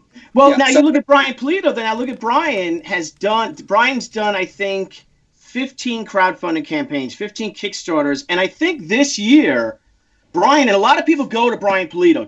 I went to Brian Polito. Everyone on our panel we had at San Diego Comic-Con, everyone, looks at Brian Polito as a model. Richard C. Meyer used it. I think Ethan used it. And then they take that and then they make it their own. And in some cases, they even surpass him. But with his campaigns, I think his 4 campaigns this year has easily done over $1 million. Has brought in, and I'm just curious, is like, if we're looking at money, we're talking about money, and that's brought in a lot of money than, say, some of these companies like Aftershock and things like that. I think it depends where the money goes, of course, and that's one of the other arguments about crowdfunding. Is it actually you can take money out of the normal distribution of. So if you take it out of the normal distributor to comic book store to retailer to reader, then you're actually taking money out of it. But either way, that would have impact. It was certainly a name that I considered, but he didn't make the top 100. And that's for those reasons, it wasn't enough of an impact. I can certainly hear what you're saying, and it's certainly a good argument. I'll definitely see how he does this year. Yeah. Mm-hmm. Now, with Indie, I'm curious because we did an Indiegogo, and our Indiegogo launched after our Kickstarter on both campaigns, and our Indiegogo numbers now are really on par with the Kickstarter. Kickstarter has that lead because of the name; they've been around longer, it seems. Do we know who runs Indiegogo as a top? Because a lot of Indiegogo comics. It's not so concentrated. Here again, the power list often rewards where power is concentrated rather when it's more diluted, and there isn't as strong a central figure as Indiegogo for those kinds of decisions. There were some people there who were considered certainly in the top 500 when it was doing those, but not enough to make it through to the top 100, like Camilla, for example, who has much more concentration in her role. Again, and she's known, and because who even knows who that person is? Now, if you get a bunch of people and they work together, and that can, like I said, at the top of the list with Jim and Pam and Walter, then that's a way of also being recognised on the list. But we had a lot of names, and that this year didn't make it. And you're right, and if it would be on the list, it would have to be below Kickstarter, and it's still diluted. So this year, not. Next year, who knows? Yeah, so I think next year things are going to be a lot different. They will be on my list. They will all be on my big list to consider. Certainly, absolutely. Now, go ahead. Go ahead, Billy. Everyone's asking in the chat right now. No. I'm not. We're not doing the chat stuff. All right. Well, we won't. I like to say both the comments if I can. Right. What about someone like Ethan Van Sciver, who has had a huge... No. I'm not going to do any comments and stuff. We did say that. I'm happy to talk to you guys and stuff, but I am also aware there's certain people who might come to these things who have done some very. Well, we're not going to read them in case some people are being. No, I'm not. Rascally. No. We did say. We're our 20. We did say we'd leave it here. My question though, because you have War Campaign on, so Comics Cave. No. We specifically said we weren't going to have no questions. You did say. No, that's not from the chat. That's a question from me. Well, my question was just as an influence on the industry. There are also some other things I'd rather talk about, kind of stuff we talked about in the list. So we did that before. So go on. Yeah. Well, and I just say I just felt that it is news that there is a certain creator that has made over $1 million in a year. Lots. And he's had and this particular person's had a lot of influence again with a lot of the stuff we talked about, things going crazy. He leaves one of the major publishers. I'm just curious because I really think it would only be fair to consider him for that list too. He was certainly considered. He was on last year's list. Big impact, but he wasn't on this year's because there was there was less impact, and he did. You can only leave a publisher once, and he still had impact. He was on last year. He wasn't on this year. Mm-hmm. All right. Yeah, because like there were other people. Said sometimes you also it's just he would have been on the big list, but he didn't make it onto the top 100. But actually, quite a lot of people made more than $1 million this year in comics, and quite a few of them they weren't on the list either. Do you have their names so I can? I'm sure you know plenty. I know. Plenty. I hang with the swells. You kidding me? Exactly. Well, like I said, so that's just something, again, I shouldn't have said, okay. And everyone in the chat is, because we did talk, we're not going to mention the chat because you come accommodated to, like, you don't even read the comments of your own columns, do you? I try not to. Because, again, it's all about, there's a big problem about when people start to take notice of comments too much, and then it all becomes about you write off the comments. And the truth is, most people who read your stuff, or watch your stuff, or whatever, they don't comment. And when you start to just address comments, you're not addressing your audience. You're addressing a certain percentage of them, a very small percentage. And I've seen publishers, I've seen creators who've turned themselves in knots and gone after. Basically, they're tilting at windmills. Right. If you start doing stuff based on the comments. If people like the stuff they do, they'll watch it, they'll read it, they'll pass it on. If they don't, then they won't. Fair enough. I'm okay with that. Yeah. Well, and as you know, as we went in, as we do this with all our guests, this is really like their show. This is your show. We're having you on. So it's like what you want to talk about. This is why you're here. I'm happy to be. I'm happy. Billy, we've been talking to each other for like 30 years, around then, maybe 20 years. So I'm always happy to talk to you about pretty much anything. Yeah. No, and I've completely enjoyed them. So now, I think that covers a lot of the list. The people that aren't on, again. It's almost like the Forbes 100. That's kind of that's what it really is. And I think, taking a look at what you have on the list, and a lot of people like, well, why isn't so-and-so, why isn't this person on it? Like, look at the Forbes 500, the Forbes 100. I mean, there's a lot of successful people out there, but what is their impact on a ratio? For me, it was the Media Guardian top 100. They did that every year, and I used to read that, and occasionally you see a comic book person on there. That was the one that got it for me. But you're right. The Forbes is another much more famous example. And there's a bunch of the Times of their rich list. Everyone's got their own criteria. Mm-hmm. But this was, when it comes down to it, it's meant to be a bit of fun. It's meant to be entertaining. People are meant to enjoy it, argue about it, debate it, fight it, sure. And stuff will definitely be impacted on the next year's list. But there's no way this could actually be a quantitative thing. This is purely and utterly. I mean, okay, I talk to lots of people, but this is my judgment call. I can't pretend it's anything else. There's no actual kind of there's no sum. I can't show you an algorithm that shows you why everybody is on here, and you can change it by multiplying something for the next year. So that's never going to be that. It's there to be fun. Sometimes it's educative. So some Billy, I'm gonna let you two talk. I've got something with the surge protector here is going, and I don't want the computer to shut down. So you two keep chatting. Okay. Hang on. All right. Rich, now, the people. Do you know how many people are new on the list and how many people are gone from last year? Do you know what? I haven't actually done that. That would be an interesting thing to see the state, of a flux, and even though, and I'm sure that a graph. There is flux. I mean, there are people who were high up last year who were fired from their jobs and have gone completely. There are people who were fired and who disappeared from previous lists who are now back up. Axel Alonso made it back on. Because of the work he's doing with Billy Gemas. So there's a lot of flux.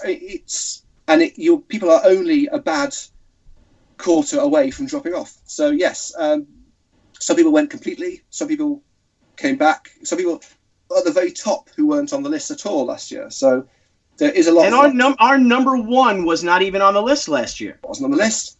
He was considered. He was on the big list. Didn't make it onto the big list. But this was the year when he just sold and sold and sold and sold. And also he concentrated more on the comics. Previously he'd done books which were kind of like half comics, half novels, and so they weren't as considered as much comics. But this was the year double down on the comics. So he rose straight to the top.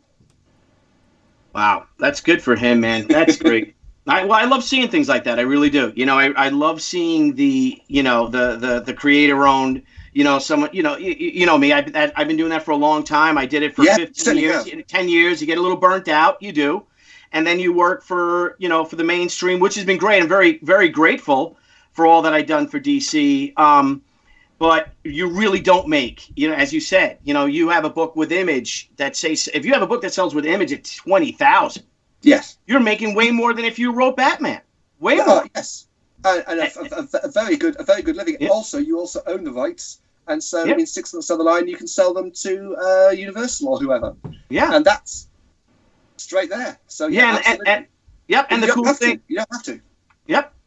And the cool thing about having again, like we have this opportunity now, and I love that you do have these crowdfunding people on your list, because it's me just getting back into self-publishing, Rich, and I guess I'm being very selfish right now.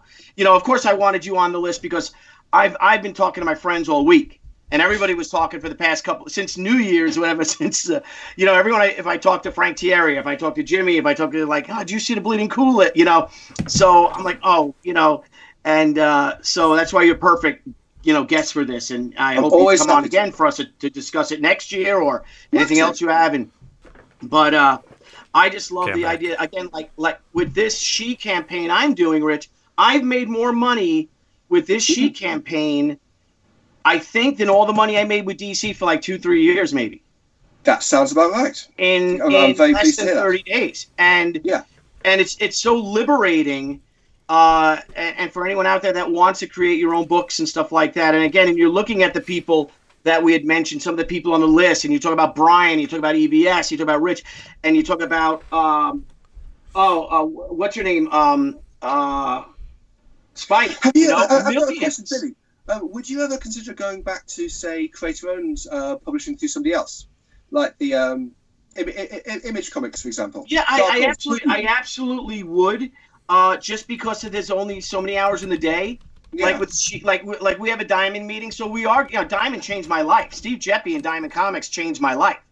But unfortunately, I think the way that the way it's set up right now with the big two, and even Image and Dark Horse to a certain extent, that it's really tough for creators, for self-publishers to make an impact in the mainstream, stores.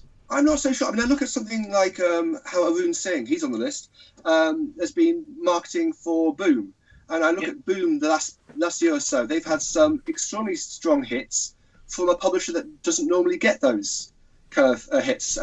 Things like Once and Future or Something is Killing the Children.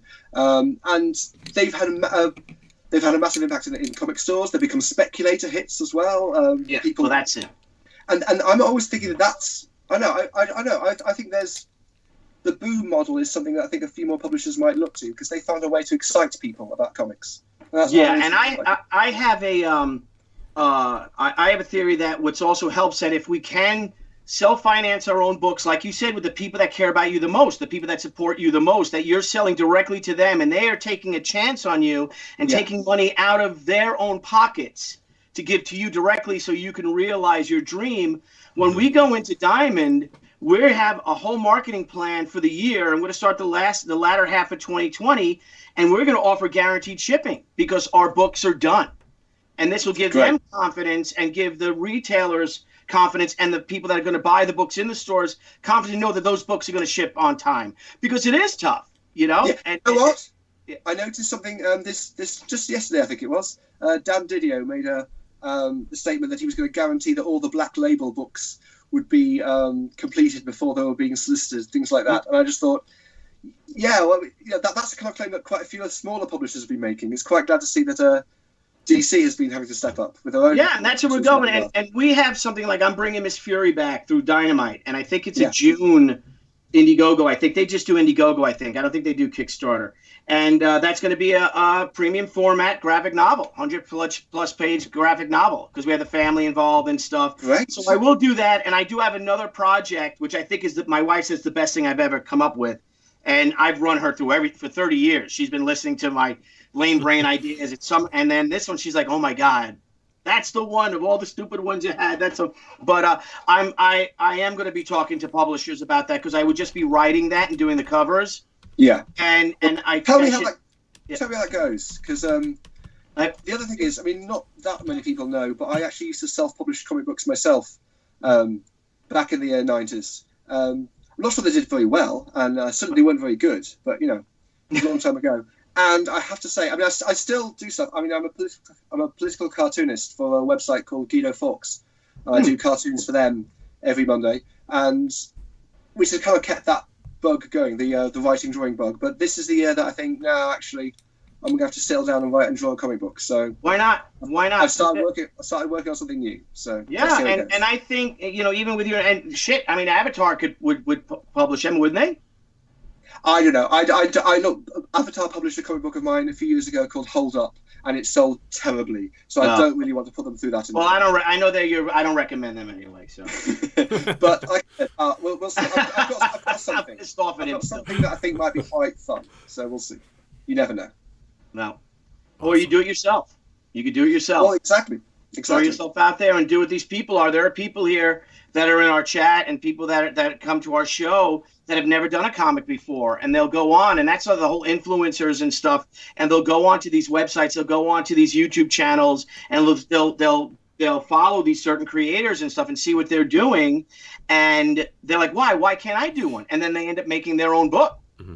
And they end up raising $75,000 or so. And another cool thing is the conversation I've been having with big name creators, big Marvel guys, big DC guys, big guys, that are on your list.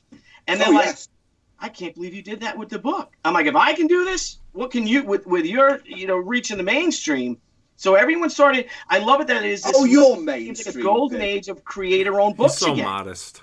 He's mainstream, isn't he? Yeah, Billy's mainstream. He's mainstream. Whatever. I mean, I'm not doing anything mainstream now. I mean, guys on top 10 books, top 5 books. Do you think you think in the next coming years though, crowdfunding creators and stuff will maybe become a little more prominent in the scene? And if they don't, I mean, what do you think needs to happen or to make them? I think our problem is, I think what happens is success will always breed success. So if you do well, then people will steal your stuff, or they will try and grab you, or this is what always happens. If you do well, then people will take notice, take attention, and come to you, and start asking you to do stuff for them. And then you're mainstream. You remember things like you remember things like that's exactly what happens with. I mean, you look at where almost all mainstream comic book creators come from now. It's from the indie small press. They get picked up because they do something interesting, and then they get put on, Captain America or whatever it is. But they get put on and then maybe this stuff is less interesting, but it might sell quite well. I mean, Jonathan Hickman didn't just come out of nowhere. He was doing books that he wrote and drew. He's doing small press stuff, and they got picked up. A long time. He's been doing it for a long time too. Long time, absolutely. He's Bambi Boy. What are they called? Zoomy. You know what I mean? Yeah. Zoomer. He's no little young kid who's came out. So he's been at it for a long time. He has. Also, someone like Donny Cates. Again, he was doing stuff for the smaller publishers, and now he's Marvel's big guy. But this is how it works, and it can happen with crowdfunding. It has happened with crowdfunding. It will happen more, I'm sure. People who can show that they can find an audience will get picked up. I mean, we already talked about how IDW has been grabbing as many people as they can that way. So it's just a new way of showing your portfolio to the big publishers. Not for everyone, obviously. For some people, it is. Some people, if you can crowdfund a book, you can show you have an appeal, you have an audience. Yeah. Why don't you let me do Venom? I mean, it's not that much of a step. So that's the way you. But you don't have to. You can also be the Dave Sim, and just do your own stuff all the time, and you can have the big meetings with people, and you can say no to them.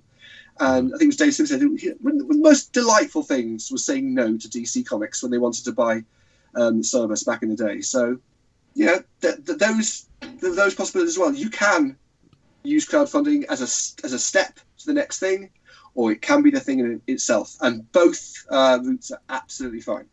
Yeah. I mean, we had, as we joked about earlier. The thing about crowdfunding is not that new. I mean, it's been going on for quite a long time in comics, specifically with crowdfunding and with Kickstarter. But years and years ago, you'd have creators who would get people to fund their next projects through pre-orders. Yeah. And this is not new. I mean, that in fact, mentioned Dave Sim, that's kind of what he used to do with the big kind of collections. He would get all the orders for the big service collections, and then he would use the money he got from the orders to pay for the print run. It's not new. This is the kind of thing that's been happening for decades. It's just now got a nice new look. It's got a nice new logo. It's got a nice new name. But there's very little that's new under the sun. And certainly this isn't either. It's just recognized in a different way, I think. What I find encouraging is there is no gatekeepers in that. Do you know what I mean? In a way, if you could publish your own book.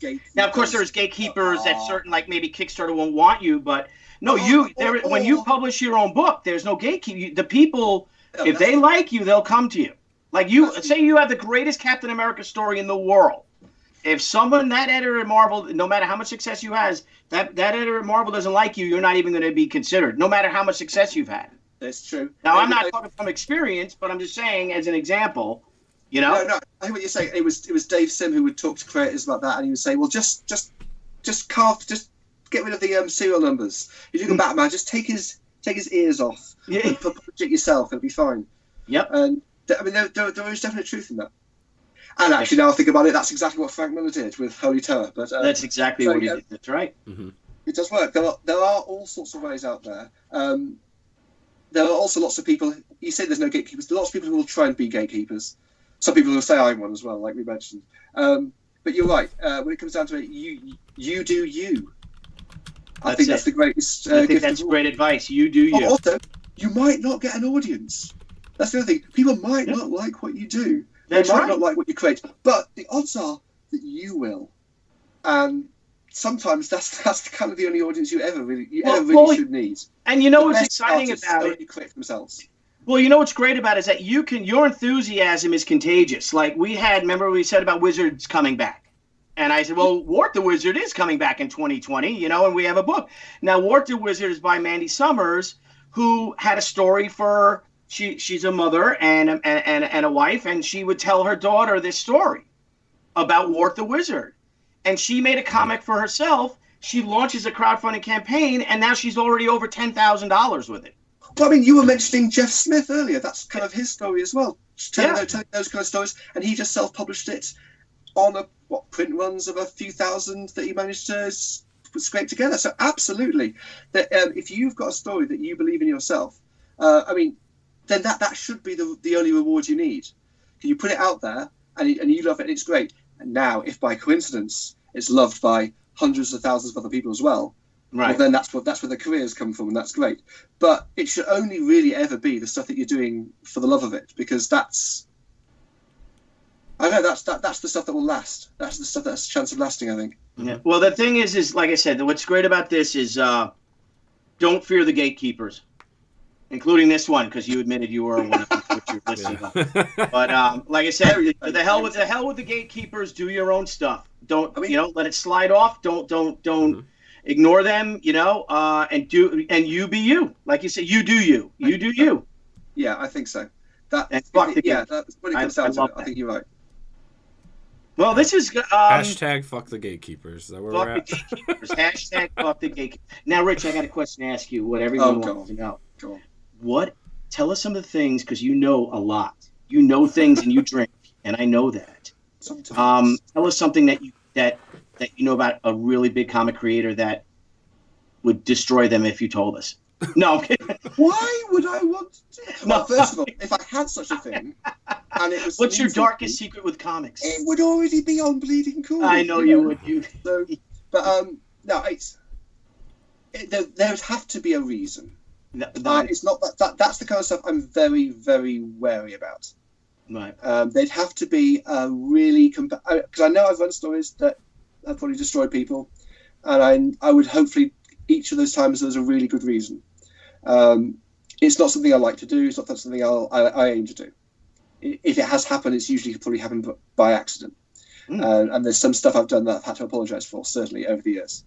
But honestly, there are some stories that I don't run, but they're generally far and few between, and there's usually very good reasons. Mostly because I'm not actually sure if they're true or not. That's usually the biggest reason of all. But no, I don't know. I don't know if I've got anything that I could give you that's just for you that hasn't. I was just kidding. Really cool. But it is nice. Like I said, there is. It is good for to we try to be amiable here. We try to be positive. That's Niall and I thing, is that we want positivity.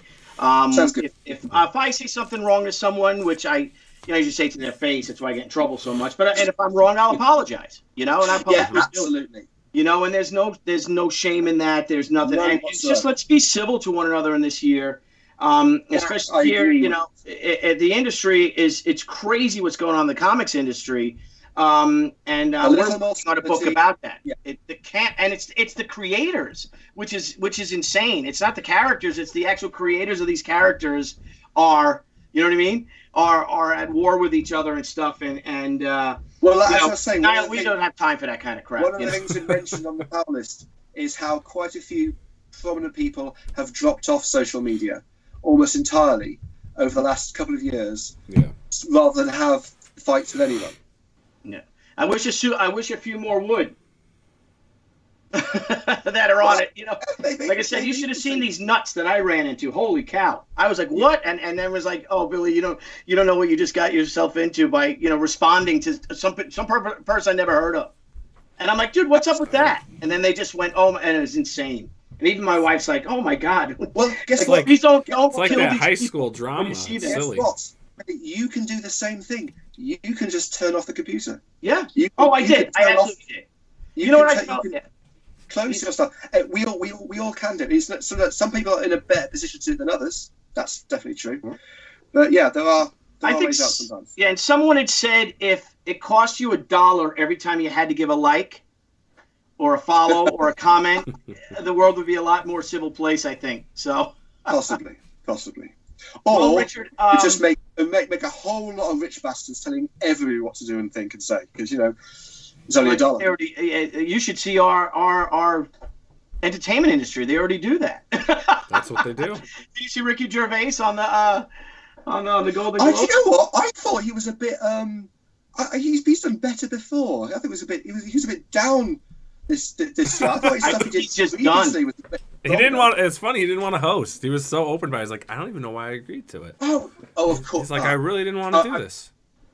Yeah, he did. And they threw piles of cash at him, and I just love how he told them to go fuck off twice at the end too. To say that he doesn't want to do it. Right. If there are other people who don't want to do it, they didn't do it. You know what I mean? You don't always have to. Ricky is just as much the entertainment complex as anybody else. Yeah. He just plays the fact that he isn't, and he does it very well. Quite a lot of people have done that over the years as well. Sure. But I mean, I just remember some of the ones from previous years, the Mel Gibson stuff and the Scientology stuff. I seem to remember as hitting a bit harder. This stuff that I thought his Leo DiCaprio gag was probably the best of the night, but it just felt like I don't know. If you're going to have Ricky, let him be Ricky. And I don't think he was Ricky enough. I think he's changed. Maybe that's it. He's changed. He's changed from old Ricky older. Back in the neighborhood. I just don't think it was the Jeffrey Epstein thing, and it was all right, but it wasn't funny enough. It wasn't just about cutting enough. It was just a joke about a guy who died who might not have been. It wasn't. No, but they take themselves so seriously. He's like, and then he just turns around and says, "Well, I know you're all friends with them," and then they're all laughing along. Again, he's part of the whole thing. If he puts himself over as being someone separate, he's not. He's been doing this stuff for longer than America's been aware of him. He's been doing this kind of shtick. So it's not new. It's very funny, and it's very entertaining, but it's not real. It's no more real than anything else. Right, and it's all another fake. act. Another act. But of course, it's entertainment. Of course, it's an act. Why wouldn't it be? He's an entertainer. Of course, it's going to be an act. We're here to be entertained, and that's great. But it doesn't need to be anything more than that. I think some people try and build things in, and people got political issues and all sorts of stuff. But in the end, he's a fantastic entertainer. Oh, yeah. And I like a lot of the stuff he does. But it's I don't see it as being anything bigger than that. Mm-hmm. Right. Well, Niall, what do you say? I mean, I think we learned a lot. I say the world's a stage and everything's a lie. No. Yeah, and I love the fuck gatekeeping came out. That was awesome. Let's bring down I love that. The language down. Yes, we should. I know. We're talking about being civil. I know. I'm looking. I got to tell you guys, if you saw my phone going off, that I don't know if you know, Rich. I bow hunt with a bow and arrow. Okay. And I have a camera. I don't bow hunt. Yeah, I love it. And at occasion I have gone out bow hunting with my wife to buy bows for Christmas and things like that. Do you know where I live? But if you look here, my camera's been going off. But they have. That's a good point. So you made me miss all these deer that I could have put an arrow through. Well, here's for you, because here I am in jolly old England. I live on a Robin Hood Lane, and I live 5 minutes from deer at Richmond Park. So, okay, it's a bit dark now, but I'm 5 minutes away at any stage from going to see deer, and I don't shoot any of them. Oh, you have to have venison. Have you had venison? Oh, no. Oh, absolutely. They do they're the queen's deer. They get cold, and they can appear in the butchers. Absolutely, I love venison. Oh, it's so great. Yes, it's good meat to cook. But I'm not going to do it myself because I'm not allowed, because they're the queen's deer, and you wouldn't be allowed to either. Sorry. Oh, isn't that wonderful? Well, that's why I'm glad I'm here in the good old USA. So, all right, guys, I appreciate it. It looks like you'll be getting some of our royal family spin-offs soon, so don't worry. Oh, can't wait. Can't wait for that one. No, Harry is, say what you want about him, and he's a bit quirky and all, but, he's a war hero, that guy. He really is. He's been to Afghanistan. I don't think he's been to Iraq, but twice or so. And, hey, it's his life. I've got to say, a lot of the British royal family have served in the wartime, in one way, in one form or another. But yes, absolutely. Been absolutely part of the military. Pretty much most of them have been to some degree or other. You go back. That's kind of the way the British royal family kind of have been.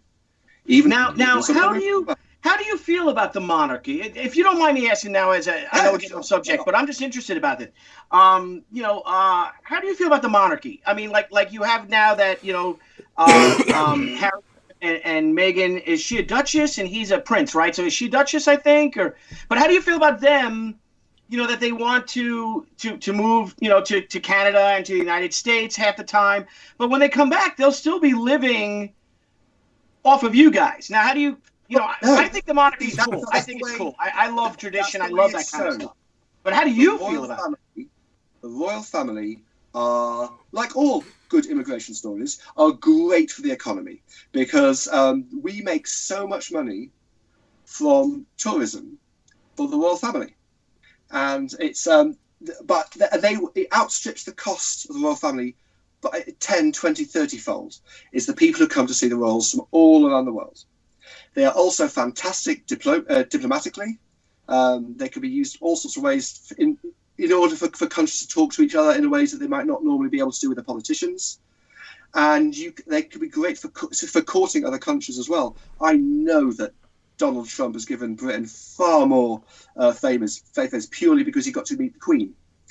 And you were able to play up to the kind of ego that way. So the royal family are amazing for that kind of thing. And sometimes they'll come, and sometimes they'll go. We'll get new ones. We'll get the other ones will go. They'll have various scandals here and there, but it'll just kind of keep rolling along. And some people want them, and some people won't. There'll always be the discussion. I'm not ideologically committed to them. I think it's very useful on a pragmatic level. And I have to say, I quite admire the Queen Elizabeth II's reign and the stuff that she's done, certainly.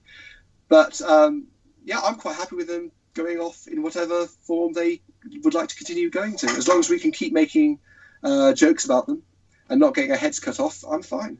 Well, jolly good. well. Now, how do you feel about your royal family? Love them. It's great. The The Kardashians, obviously. That's how. Oh my God! Oh. I mean, I think they represent the country really well around the world. I mean, they're good for tourism. I know. They got a store called Dash, and I just can't. I can't deal. I like soldiers and sailors and airmen and marine and Coast Guardsmen. I have no love for the Kardashians. I really don't even think about them, to be honest. No respect. Sorry, they're just a TV show to me, man. It's just a TV show that. Clearly, they have to join the military. No good. Yeah. Do you think they'd be good? The Kardashians in the military? How do they do? Oh yeah, sure. Oh. Yeah, sure. They. All I know is that Bruce Jenner killed a woman while texting, and he got away with it. While he was driving his car, he was texting and ran into her and killed her. I don't know, a year and a half ago, and he got away with it. I'm sure lots of people have had car accidents over the years. But yes, I'm going to say she probably didn't do it intentionally. Well, that doesn't take away, I have no idea. But the little people, when they don't intentionally plan on hitting someone, they have to pay a price. So I don't know. I'm not a big fan of them, if you could tell. I could tell that. So what's your thoughts on the royal family, Billy? Because actually, now you just mentioned that Prince Philip got into a little bit of trouble for being in his own car accident. That's right. But he was only by himself, right? He's 97, and didn't he turn over his Range Rover or something? Wasn't he driving by himself, or did he hurt people? No, yes, and no, he wasn't by himself. He did hurt someone. It did become a thing. So yes, yeah. But you're right. He's not driving anymore. Put it that way. Yeah. So I don't know. I like the monarchy. I think it's cool. I do. I love the whole pomp and circumstance and all that jazz and God Save the King. And over? I can introduce you to one or two of them. I'm sure.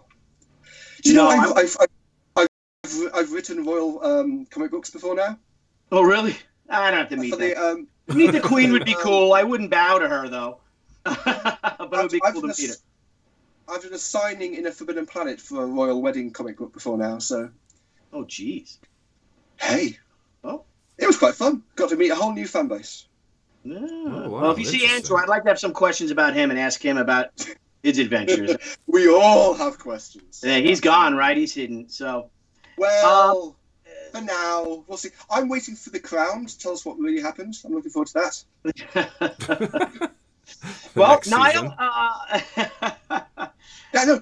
That's how we find out. That's how we found out in Britain what actually happened with the royal family a few years ago. We just wait till Netflix comes around and tells us. It's great. That's hilarious. Yep. I do enjoy that show, though. The Crown is good. The Crown is very good. It is. All right, guys. So it's now been almost 2 hours. Richard, it's been a blast having you on. Thank you so much for coming on and chatting with your top 100 and getting into some topics. I'll just say this now. I'm not going to read the comments. But don't read the comments. Thank you very much for having me on. You're welcome. Thanks for coming on. And Billy, my friend, Niall, you there, buddy? This has been incredible. This has been interesting. Looking forward to revisiting this list again next year. Yes. Again, if anyone debates it, you can go. If you see differently, you can go to Bleeding Cool right in the comment section. Tell them who do you think should have been on the list, who shouldn't be, where they should. Also, you can contact me directly. People are usually a lot kinder. There's if you've got any buttons, direct contacts always go over a bit better. I always find as well. If you've got any ideas or people who should be recognised for specific reasons, again, we talk about the whole comics industry and the medium and things. Please let me know. I'm always interested to read. All right, there you guys have it. Go ahead, Billy. Sorry, I interrupted you. Where can people reach you at? Bleeding Cool. There's a contact form right on the front page. Well, there you go, everybody. And again, guys, I know that we have people asking Rich questions. Again, is he doesn't want to look at the comments. He said he doesn't even look at the comments on his own column. And again, as we said, though, when our guests come onto our show, it's really, they talk about what they want. You answered some great questions. Some questions you didn't answer. We'll get to you next time about that, though. Okay. Yeah. And but again, Happy New Year. Happy New Year to Billy and Niall. Yes. I like the list. I'm very interested, especially in the first in the top 10 was really interesting. Seeing of all the new people that came in. And again, here we are. We're Crowdfunding Comics. We're here to talk about the industry. We're here to talk about comics. And again, Rich has got the Bleeding Cool Top 100 Power List that everyone seems to be talking about. And thank you for coming on for this to discuss it. All right. Pleasure. Thanks, guys. And we'll and see you guys next. Is it like midnight by you or something? It's getting close. You got your snuggie bear? It's getting late here. It's getting a bit late here. I need to go to bed, so Billy, before we a bit of this late. Billy, before we go, do you want to let them know who we have on Monday night? Who do we have Monday night? Danny. Who? Danny. Oh yes, Danny Fingeroff. Sorry, we have Danny Fingeroff. I apologize for that. Why have you got me on? Yeah, you've got Danny Fingeroff. Yeah, we've got Danny to talk about his career and also his new comic, his new novel, new book, yeah. the Stan Lee, the Life of Stan Lee. Why bother talking to me when you could talk to Danny? I'd much rather talk to Danny than me. Well, because he couldn't come on Saturday, so we're like, all right, we'll have Rich on. Yeah, well, this was kind of put together at the last minute too, so. I can tell. That's good. All right, guys. So we'll have Danny on Monday, so make sure to check that out. And on Thursday, we have Jimmy Palmiotti back on the show to talk about his latest Kickstarter. So everyone, thank you so much for watching, and we will see you on Monday night. Richard, thank you again. We really appreciate you coming on and chatting with us. And Billy, as always, pleasure. Go hunt some deer. My friend, thank you. Rich, again, thanks for coming on. All the deer I missed, son of a gun. And we'll see you guys on Monday. It's back to work. What? I thought I was talking to him. Oh. I'm tired too. All right, Billy. All right. Rich, have a great Billy. night. Everyone have a great Saturday evening here in the U.S. Everyone have a great Sunday. Enjoy the rest of your weekend. And we'll see you guys Monday at 9 p.m. Eastern Standard Time with the one, the only, the legendary Danny Fingeroff. All right, everyone have a great night. We'll talk to you later. Thank you very much, guys. Hey guys, thanks again for tuning in to Crowdfunding Comics. We look forward to hanging out with all of our crowdfunding fans every time we go live. And don't forget to click the link below and subscribe to our channel. And there's a little bell. You may want to hit that too. This way you get all the great notifications when we go live and when we upload some awesome content. You want to follow us? Sure, go right ahead at Twitter at CrowdFundComics with an X, Instagram Crowdfunding Comics, and Facebook at Crowdfunding Comics. Till next time, crowdfunding fans, we'll see you soon.